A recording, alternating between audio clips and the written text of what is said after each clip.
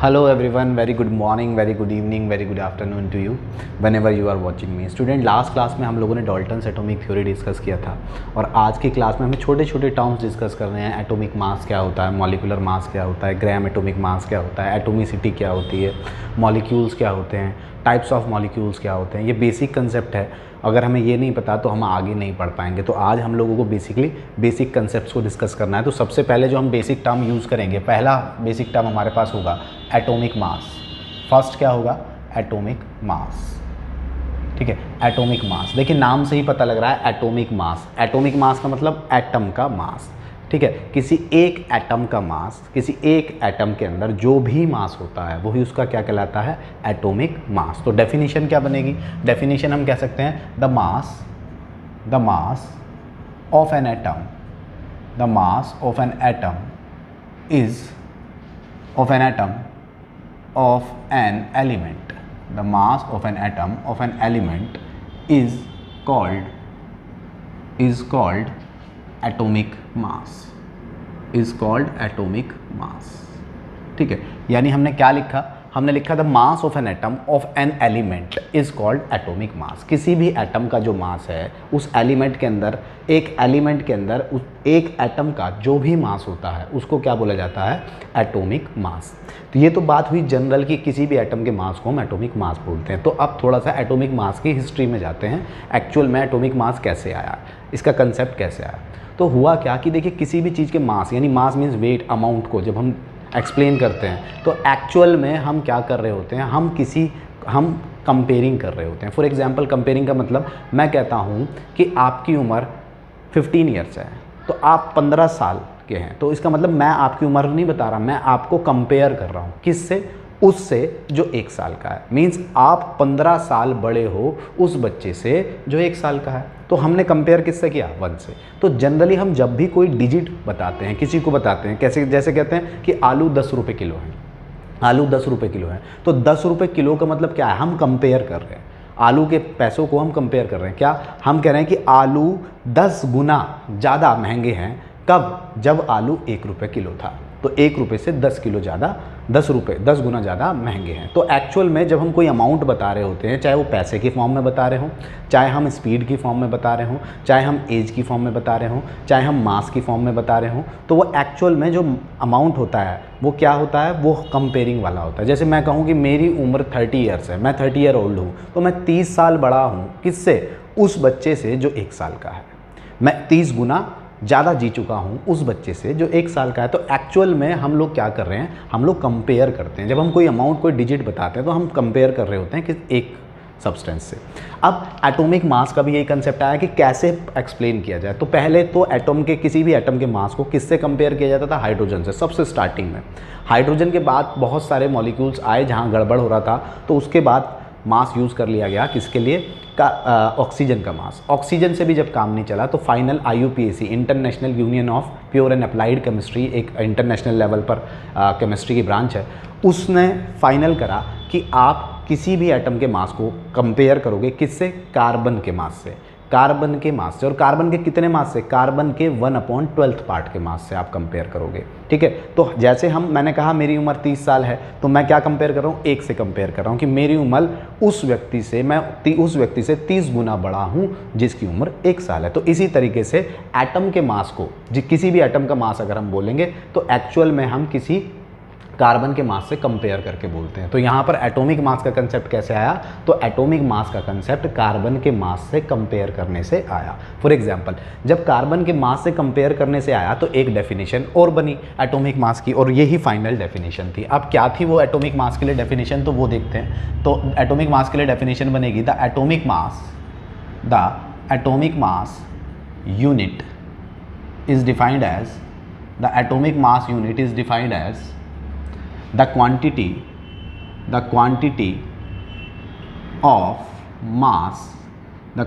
of mass equal to 1/12 of the mass, 1/12 of the mass of an atom of carbon 12। Carbon 12। ये definition बनी क्या कि the atomic mass unit यानी atomic mass is defined as the quantity of mass equal to 1/12 of the mass of an atom of carbon 12। यानी अगर हमें किसी atom का मास को डिफाइन करना है तो हमें कंपेयरिंग करनी पड़ेगी। मैंने अभी भी बताया कि किसी भी डिजिट को जब हम बताते हैं तो एक्चुअल में हम कंपेयरिंग कर रहे होते हैं। तो एटम के मास को अगर आपको डिफाइन करना है तो आपको किससे कंपेयर करना पड़ेगा, कार्बन 12 के 1/12 पार्ट से आपको कंपेयर करना पड़ेगा और तब आपके उस एलिमेंट का मास आएगा। फॉर एग्जाम्पल अभी आपको सारी बातें क्लियर होंगी तो इसके लिए एक फॉर्मूला दिया गया। अब वो फॉर्मूला क्या था तो वो देखते हैं। Atomic mass of an element is equal to mass of one element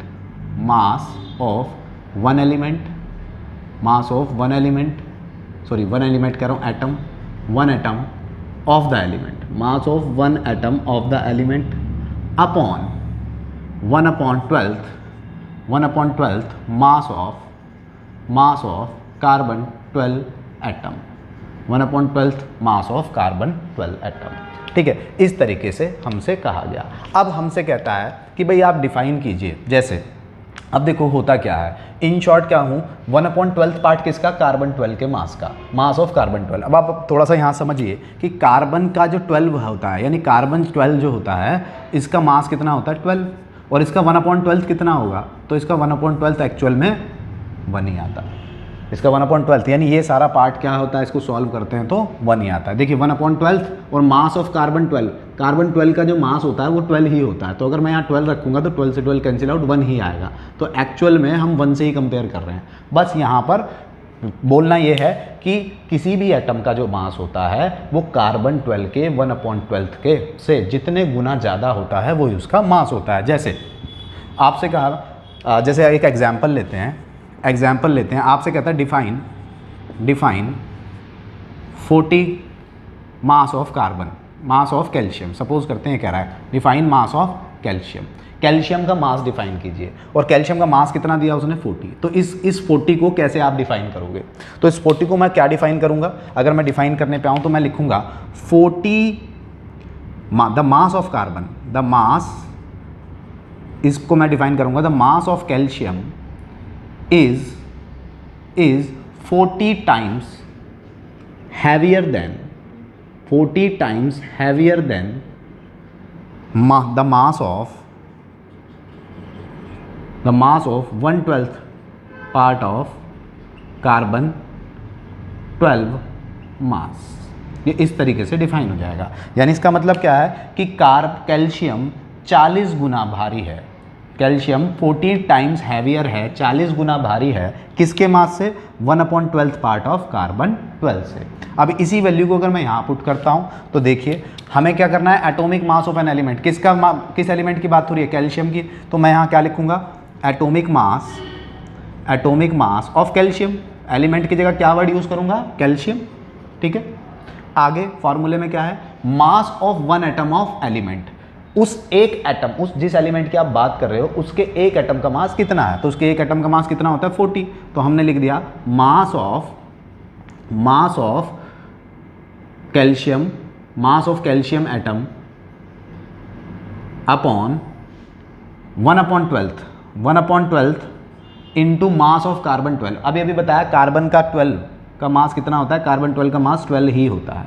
ठीक है, अब सारी वैल्यू पुट करूँ, मास ऑफ कैल्शियम एटम कितना दिया हमें 40, तो मैंने लिख दिया यहाँ पर 40 अपॉन 1/12 इंटू 12। तो 12 से 12 कैंसिल आउट, क्या बचा 40/1 और इज इक्वल टू 40, वही आया। बस कहने का मतलब है कि हम एक्चुअल में हर चीज़ को कंपेयर करते हैं।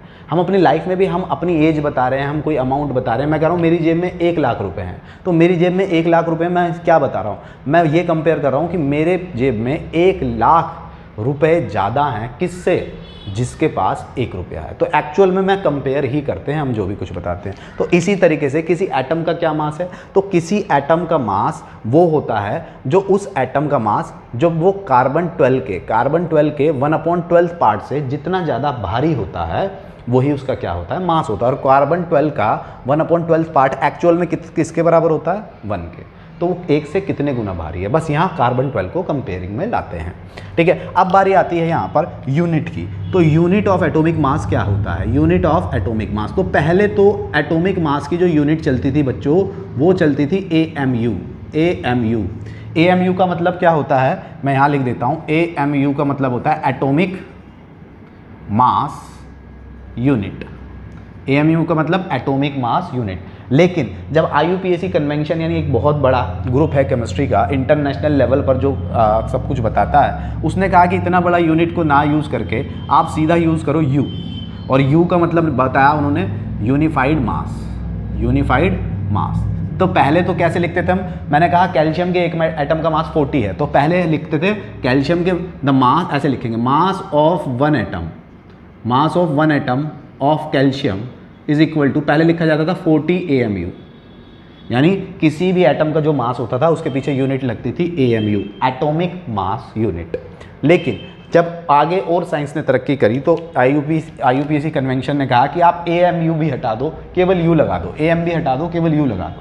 तो हम क्या लिखते हैं अब, अगर हमें किसी भी चीज़ का मास लिखना होता है तो मास of one atom of, suppose करो मैं लिख रहा हूँ सोडियम, तो उसका सोडियम का होता है 23, तो मैं लिखूंगा 23U, U फॉर यूनिफाइड मास। ठीक है, तो इस तरीके से एटॉमिक मास होता है। पहले जनरली एटॉमिक मास वर्ड सुन के हमें क्या समझ में आता है कि the mass of one atom of an element, किसी एलिमेंट के अंदर एक एटम का जो भी मास होगा वो उसका एटॉमिक मास कहलाएगा।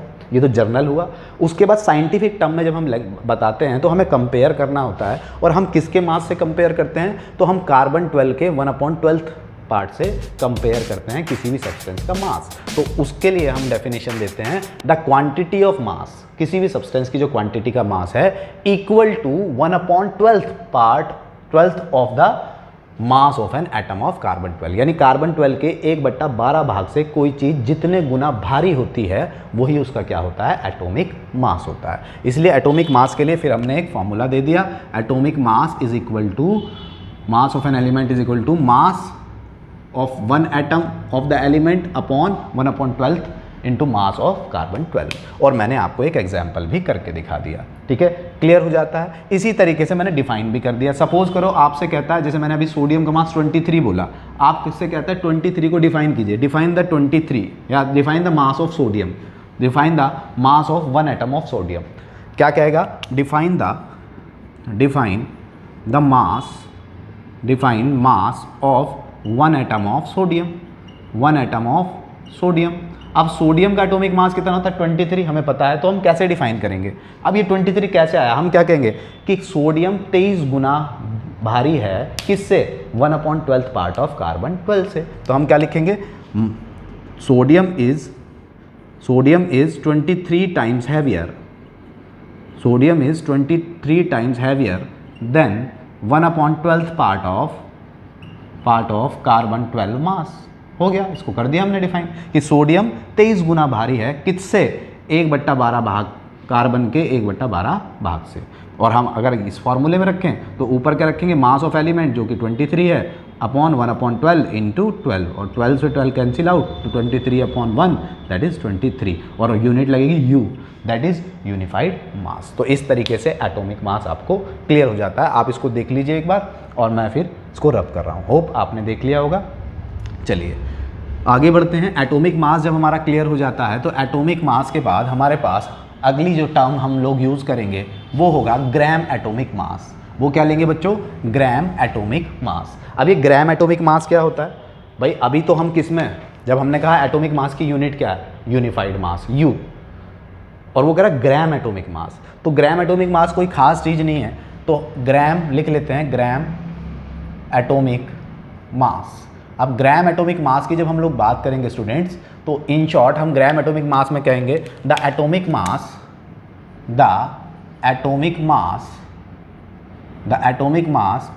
Of an element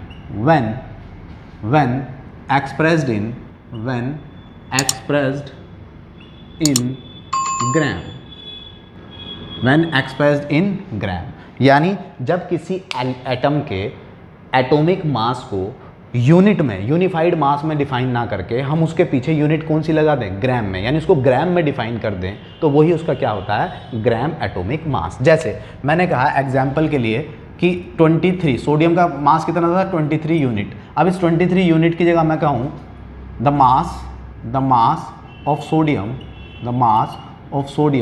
in gram is 23 gram. Unit की जगह हमने यू की जगह क्या लगा दिया, ग्राम। जब हम ये यूनिट चेंज कर देते हैं तो इस और उसके पीछे ग्राम लगा देते हैं, तो ये वाला मास कौन सा है, ग्राम एटॉमिक मास। और जब उसके पीछे यू लगा हुआ है तो वो उसका क्या है, केवल एटॉमिक मास। और उस एटॉमिक मास को आप एक नाम और दे देते हो, वो लिख लेना आप कहीं, वो होता है रिलेटिव एटॉमिक मास। यानी जो अभी कार्बन 12 से कंपेयर करके हमने एक मास निकाला था, उसको हम रिलेटिव एटॉमिक मास भी बोल सकते हैं। रिलेटिव क्यों, क्योंकि हमने रिलेशन डेवलप किया है, किससे, किसी भी एलिमेंट के मास को किससे रिलेट किया है, कार्बन 12 के मास से, तो उस मास को, एटॉमिक मास को रिलेटिव एटॉमिक मास भी बोला जाता है। क्लियर हो जाती है बात, तो ये भी आप क्लियर कर ले।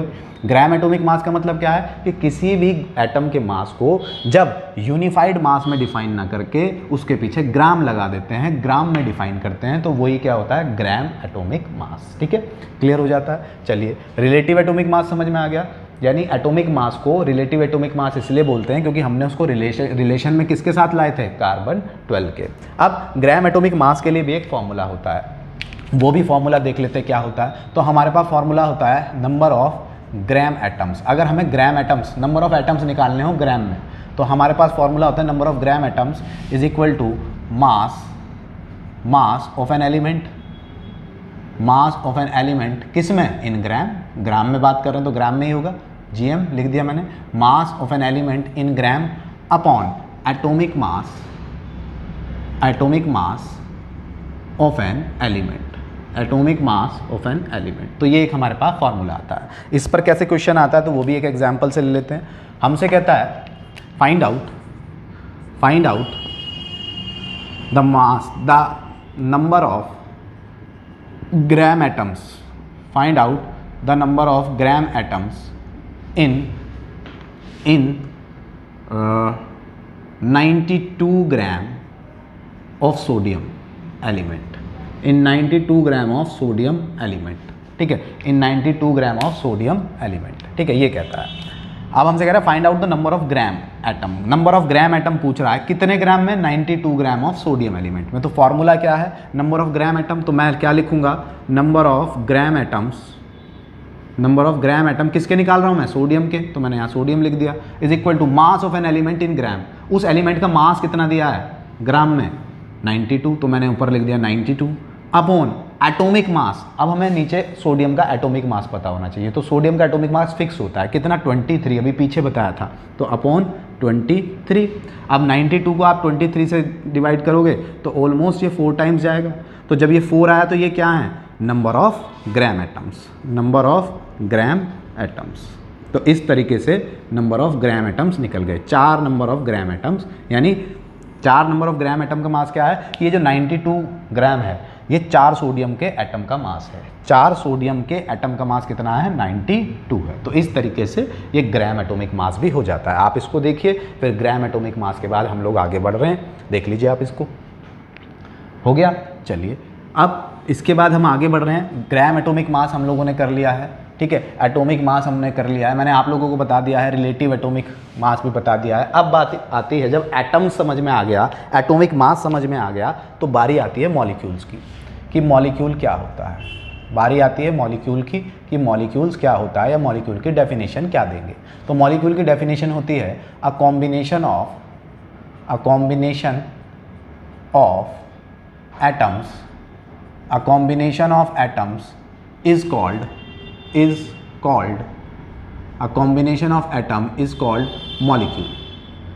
called molecule। मीन्स बड़ी सिंपल सी डेफिनेशन तो ये है, मॉलिक्यूल क्या होता है कि जब एटम्स को कंबाइंड कर देते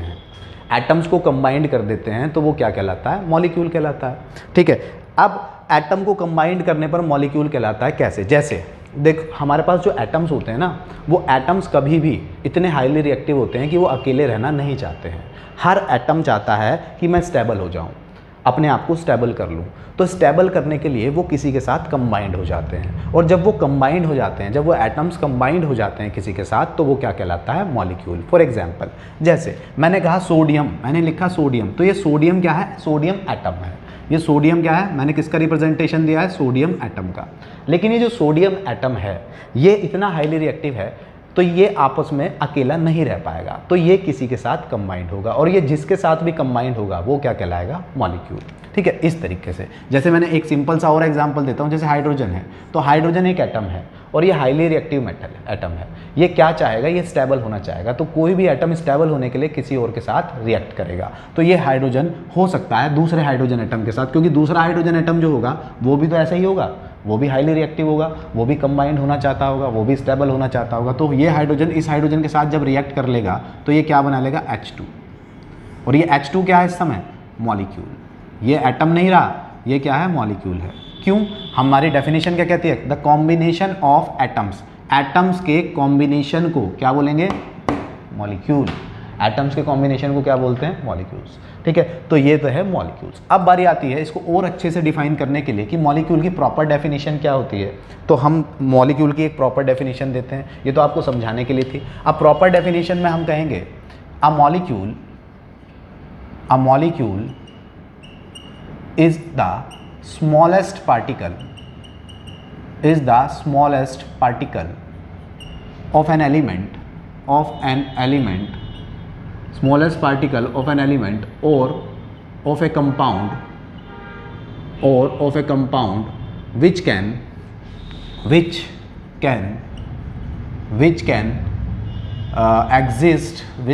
exist alone or freely under ordinary conditions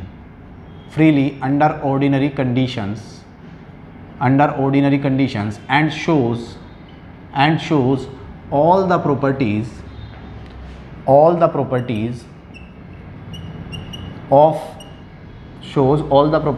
of an element। तो ये है इसकी प्रॉपर डेफिनेशन। क्या? A molecule is the smallest particle of an element. Molecule किसी एलिमेंट का वो छोटे से छोटा पार्टिकल होता है, और कंपाउंड भी बोल सकते हैं हम इसको, वो कंपाउंड होता है विच कैन एग्जिस्ट अलोन, जो अकेला रह सकता है। मैंने अभी बताया ना कि एटम अकेला नहीं रह सकता, एटम अकेला नहीं रह सकता। ये सब एटम है, ये अकेले नहीं रह सकते हैं, ये अकेले नहीं रहते हैं। तो ये क्या होगा? ये किसी दूसरे एटम के साथ कंबाइंड होंगे।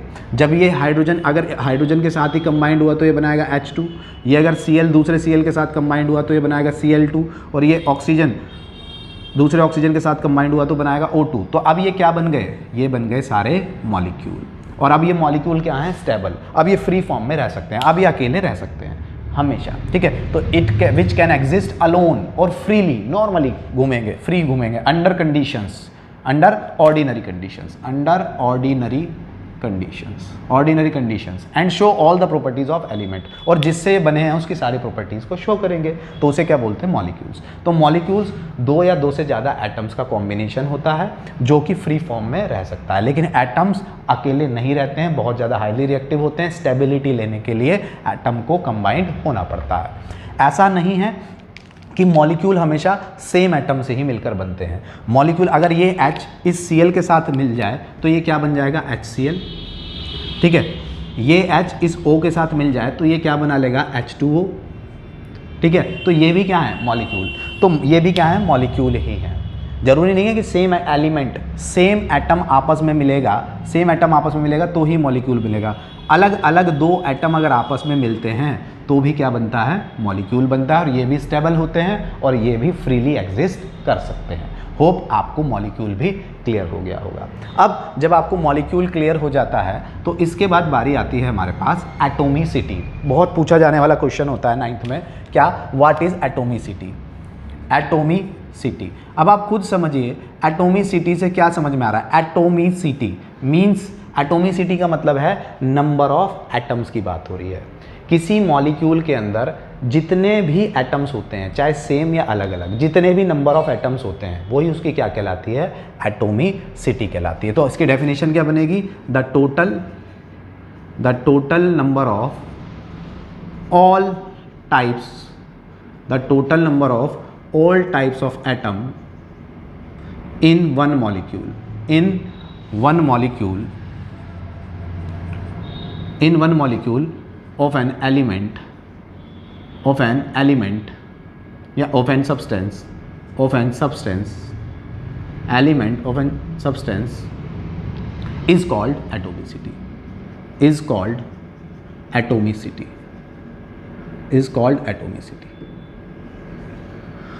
ठीक है, तो क्या कहा, the total number of all types of atom in one molecule, एक मॉलिक्यूल के अंदर जितने भी एटम्स होते हैं वो उसकी क्या कहलाती है, एटोमिसिटी। जैसे मैंने अभी एक मॉलिक्यूल का आपको एग्जांपल दिया था H2, ये एक मॉलिक्यूल है हाइड्रोजन का, तो इसमें कितने हाइड्रोजन के एटम हैं, 2, तो इसकी एटोमिसिटी कितनी होगी, 2, इसकी एटोमिसिटी कितनी है, 2। जैसे ओजोन होता है, ओजोन आपने सुना होगा, ओजोन गैस होती है, वो कैसे, देखो ऑक्सीजन के जब 3 एटम आपस में मिल जाते हैं तो ये तीनों मिलके क्या बनाते हैं, एक मॉलिक्यूल बनाते हैं जिसको बोलते हैं ओजोन। और 2 मिलेंगे, अगर 2 ऑक्सीजन के एटम आपस में मिले तो क्या बनाते हैं, ऑक्सीजन का मॉलिक्यूल, और 3 मिले तो ओजोन का मॉलिक्यूल। तो अगर ओजोन मैंने लिख दिया और मेरे से पूछा गया इसकी एटोमिसिटी बताइए, तो कितना होगा, 3, इसकी एटोमिसिटी कितनी होती है, 3, ठीक है। O2 की एटोमिसिटी कितनी होगी, 2। मैंने कहा कि मॉलिक्यूल केवल सेम तरीके के एटम से मिलकर ही नहीं बनता, डिफरेंट एटम भी आपस में मिले तो भी मॉलिक्यूल बनता है। आपसे पूछा जाए इसकी एटोमिसिटी कितनी है, तो आप क्या कहोगे, 2। आपसे पूछा जाए इसकी एटोमिसिटी कितनी है, 2 अलग अलग तो ये क्या है, एक तो नाइट्रोजन है और 3 हाइड्रोजन एटम आपस में मिले हैं, तो क्या है इसकी एटोमिसिटी, 4 एटोमिसिटी है। आपसे पूछा जाए H2SO4, ये भी एक मॉलिक्यूल होगा और इसकी एटोमिसिटी कितनी है, तो आप कितनी बोलोगे, 2 हाइड्रोजन दिख रहे हैं, 1 सल्फर दिख रहा है 3, और 4 ऑक्सीजन दिख रहे हैं 4, और 1 5 और 2 7, यानी 7 एटोमिसिटी हो जाएगी। तो होप आपको एटोमिसिटी क्लियर हो रही होगी, ठीक है। तो एटोमिसिटी क्या होती है, total number of atom present in an molecule of a substance, किसी सब्सटेंस के मॉलिक्यूल में जितने नंबर ऑफ एटम्स होते हैं वो उसकी क्या कहलाती है, एटोमिसिटी कहलाती है। आप इसको देख लीजिए, बोर्ड पर जगह नहीं है, फिर रब करते हैं और फिर आगे बढ़ते हैं, एटोमिसिटी से आगे चलते हैं। आप इसको देख लीजिए, पहले देख लीजिए।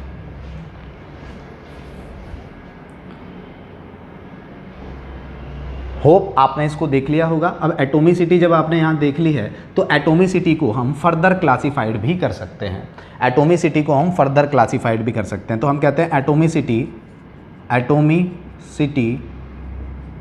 Can further classified, atomicity can further classified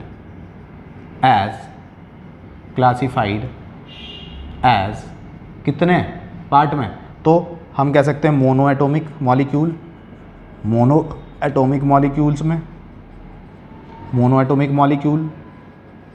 फिर दूसरा डायएटोमिक मॉलिक्यूल, ठीक है। तीसरा triatomic molecule,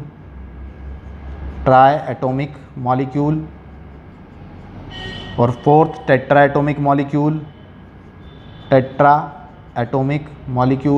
fifth penta atomic molecule. Means mono atomic molecule का मतलब क्या है, जो केवल एक ऐसा मॉलिक्यूल जो केवल एक ही एटम से मिलकर बना हो। तो पूरी पेरियोडिक टेबल में केवल और केवल कुछ जो हमारी, अगर आप पेरियोडिक टेबल को देखें जहाँ पर एलिमेंट अरेंज हैं, तो वहाँ पर सबसे लास्ट में 18th ग्रुप वाले एलिमेंट जो होते हैं वो केवल हमेशा सिंगल रहते हैं। क्यों रहते हैं तो आगे पढ़ेंगे हम लोग, ठीक है। तो वो सारे क्या हैं, मोनो एटोमिक मॉलिक्यूल हैं, जैसे नियॉन, ठीक है, helium, krypton, xenon, radon, these are the mono atomic molecule, ये अकेले ही रहते हैं। फिर बारी आती है डायएटोमिक के तो अभी अभी एग्जाम्पल दिए थे, जैसे H2, N2, O2, Cl2, Br2। मैंने कहा था मॉलिक्यूल एक से एटम से नहीं बनते हैं, मतलब एक से भी बन सकते हैं, सेम एटम आपस में कंबाइंड हो तो भी बनते हैं, अलग अलग हो तो भी। जैसे HCl, ठीक है, HCl, NaCl, ये सब क्या हैं, 2 एटम हैं, यहाँ भी 2 एटम है, तो इसकी एटोमिसिटी कितनी होगी, 2, और इन्हें क्या बोलेंगे, डायएटोमिक मॉलिक्यूल। ट्राइएटोमिक मॉलिक्यूल का मतलब 3 एटम्स हैं। जैसे 3 एटम्स में हमने क्या कहा, 3 एटम का कोई एग्जांपल CO2, 1 और 2, 3 एटम है। ओजोन का भी एग्जांपल लिया था, 3 एटम है, ठीक है। तो जब भी 3 एटम आएंगे कहीं पर भी, CO2, SO2, ये सब क्या है, ट्राई एटॉमिक मॉलिक्यूल है।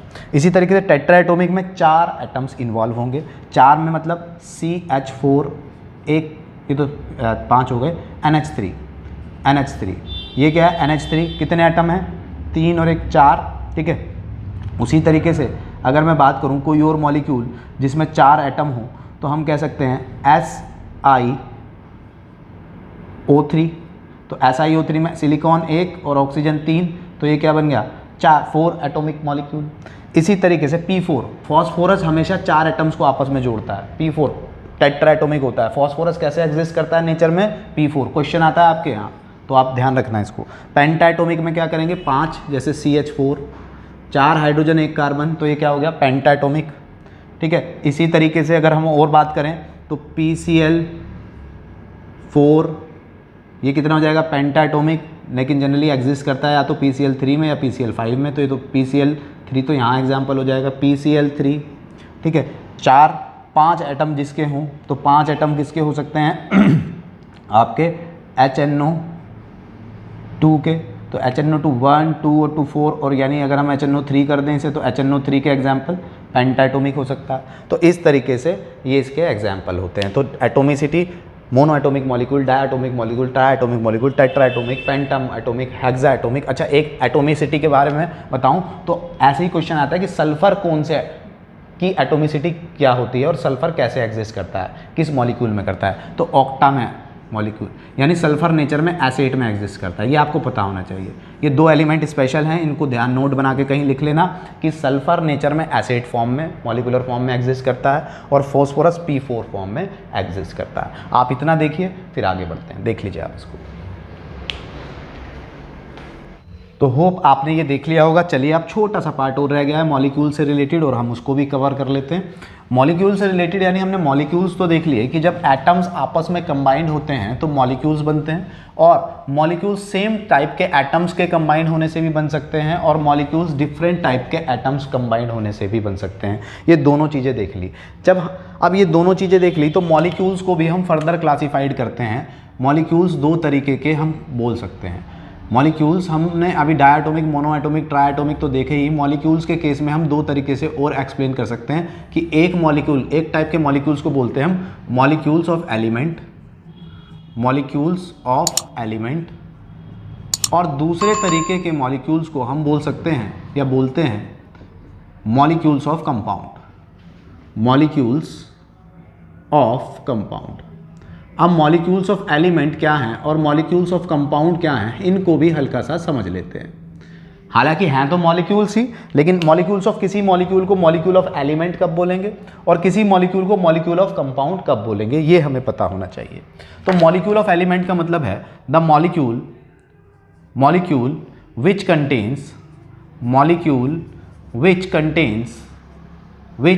कंटेन्स सेम types of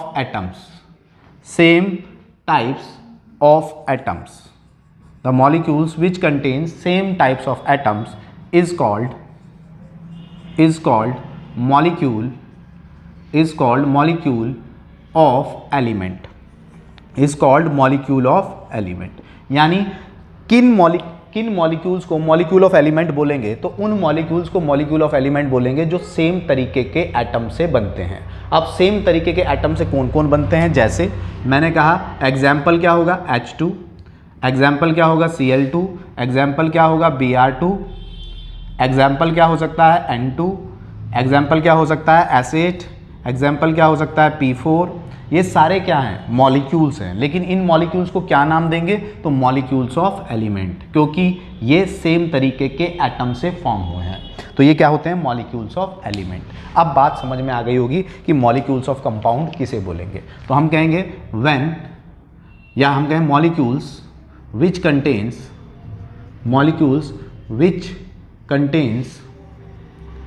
या हम कहें विच कंसिस्ट ऑफ, जैसे आप वर्ड यूज़ करना चाहें, विच consist of molecules which consist of different types of atoms, different types of atoms of an element, different type of atoms in a molecule, different type of atom in a molecule. तो molecule which consist of different types of atoms in a molecule. किसी molecule के अंदर जब different type के atoms, यानी कोई molecule जब अलग अलग तरीके के एटम्स से मिलकर बनेगा तो वो क्या कहलाएगा, मॉलिक्यूल ऑफ कंपाउंड। जैसे मैंने कहा HCl, ये हाइड्रोजन का एटम और Cl का एटम दो डिफरेंट एटम से मिलकर बनाया, तो ये क्या है, मॉलिक्यूल ही है, लेकिन इसको पूरा नाम क्या है, मॉलिक्यूल ऑफ कंपाउंड। इसको मैंने कहा CO2, एक कार्बन और ऑक्सीजन से मिलकर बनाया, तो ये क्या है, मॉलिक्यूल ऑफ कंपाउंड। मैंने कहा NH3, मॉलिक्यूल ऑफ कंपाउंड। मैंने कहा CH4, मॉलिक्यूल ऑफ कंपाउंड। मैंने कहा HNO3, मॉलिक्यूल ऑफ कंपाउंड। मैंने कहा H2SO4, मॉलिक्यूल ऑफ कंपाउंड। मैंने कहा C6H12O6, ग्लूकोज का फॉर्मूला होता है आप, तो ये भी क्या है, मॉलिक्यूल ऑफ कंपाउंड। जब डिफरेंट तरीके के एटम्स आपस में कंबाइंड होकर मॉलिक्यूल बनाते हैं तो उसको मॉलिक्यूल ऑफ कंपाउंड बोला जाता है, और इन शॉर्ट हम उसको क्या बोल देते हैं, कंपाउंड ही बोल देते हैं।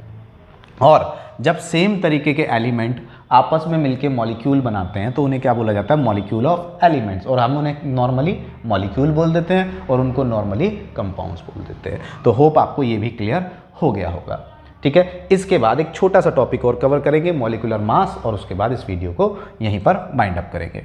तो देख लीजिए आप इसको, होप आपने इसको देख लिया होगा। चलिए मैं रब कर देता हूँ। अब आगे हम जो नेक्स्ट टॉपिक करने वाले हैं वो है हमारा मॉलिक्यूल्स। मॉलिक्यूल्स के बाद हमने बात करेंगे मॉलिक्यूलर मास की। तो मॉलिक्यूलर मास क्या होता है तो वो देख लेते हैं, ये थोड़ा सा इंपॉर्टेंट भी रहेगा आप लोगों के लिए। Molecular mass, molecular mass. अब ये जो मॉलिक्यूलर मास है, इसे ये क्या है तो इसको देखते हैं।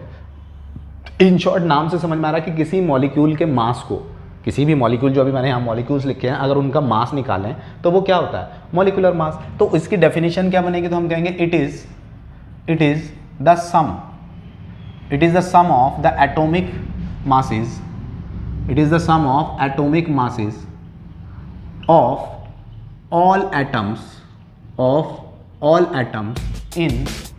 in a molecule, of all atoms in a molecules of the substance,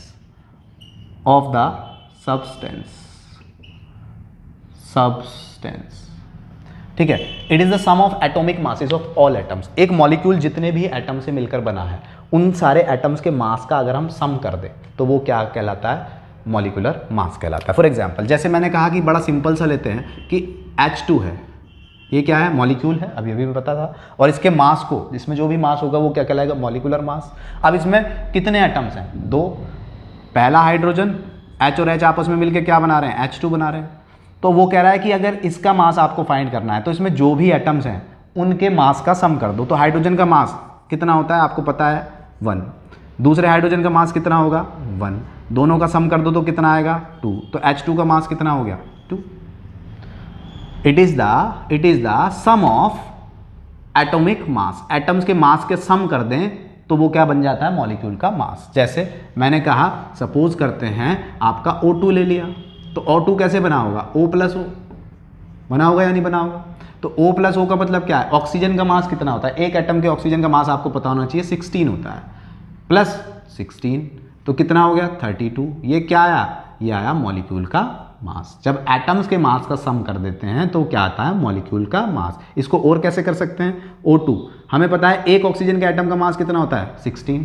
कितने एटम हैं, 2, तो कितना आएगा, 32। चाहे आप ऐसे करो या ऐसे करो, एक ही बात है, जनरली हम ऐसे करते हैं। इसी तरीके से यहाँ प्लस करके दिखाया था, अगर आप ऐसे करो कि हाइड्रोजन के एटम, एक एटम का मास 1 होता है, कितने एटम हैं, 2, तो इंटू 2 इज इक्वल टू 2। तो ये क्या है, मॉलिक्यूलर मास है। और एग्जाम्पल ले लेते हैं, ये तो मॉलिक्यूल्स ऑफ एलिमेंट के एग्जाम्पल था, हम मॉलिक्यूल्स ऑफ कंपाउंड का एग्जाम्पल ले लेते हैं। हमसे कहता है H2O, ये मॉलिक्यूल ऑफ कंपाउंड है। तो हाइड्रोजन का मास कितना है, 1। कितने हाइड्रोजन है, 2। ये 2 इसकी मल्टीप्लाई में होता है तो इंटू 2। फिर जैसे ही अगला एलिमेंट आता है, नेक्स्ट एलिमेंट, हाइड्रोजन के बाद जैसे ही नेक्स्ट कोई भी एलिमेंट होगा, जब एक एलिमेंट के बाद दूसरा आता है तो वहाँ लगाते हैं प्लस का साइन, प्लस ऑक्सीजन का मास कितना है, 16। कितना हो गया, 2 प्लस 16, तो वाटर का मॉलिक्यूल का मास, मॉलिक्यूलर मास कितना आया, 18। और यूनिट क्या होगी, U, यूनिफाइड मास। ये क्या होगी, यूनिफाइड मास। सपोज करो CO2 के लिए करें तो कार्बन का मास आपको पता होना चाहिए 12 होता है, ठीक है। नेक्स्ट एलिमेंट है, कार्बन से नेक्स्ट एलिमेंट ऑक्सीजन है, तो नेक्स्ट एलिमेंट के लिए प्लस आएगा। ऑक्सीजन कितने हैं, ऑक्सीजन का मास कितना है, 16। कितने ऑक्सीजन हैं, 2, तो इंटू 2, तो कितना हुआ, 12 प्लस 32, इज इक्वल टू कितना आएगा 44 आया। और देखते हैं एग्जाम्पल, हम ले लेते हैं NH3, अमोनिया गैस होती है। नाइट्रोजन का जो मास होता है वो होता है 14, क्योंकि नाइट्रोजन से अगला नेक्स्ट एलिमेंट है तो प्लस। अब हाइड्रोजन का मास कितना होता है 1, और कितने हाइड्रोजन है 3, तो इंटू 3, तो टोटल 14 प्लस 3 कितना होगा 17 यूनिट मास। ठीक है, ये क्या है इसका मॉलिक्यूलर मास, किसका, अमोनिया का।